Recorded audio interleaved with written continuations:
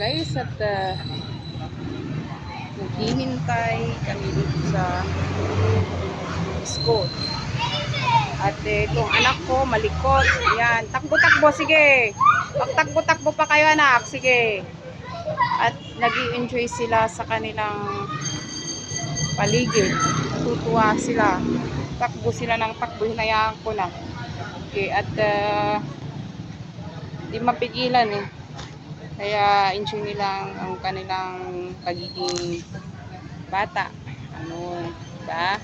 At kahit naman tayo noong bata pa ay pagka ganyang umuulan ay tuwang-tuwa tayo. So kaya yan guys, at hinayaan ko muna sila dyan na maglaro-laro. At ganun din kapag nakarating sila doon sa sampot mamaya-maya at maglalaro din ang aking mga anak. Yan. At sana naman ay hindi na umulan ng malakas. Bigyan ko sila ng 1 hour na maglaro doon sa sampot. So ayan guys, at ako'y naghihintay dito mag-isa at nauna nang naglakad si Eric papuntang sampot.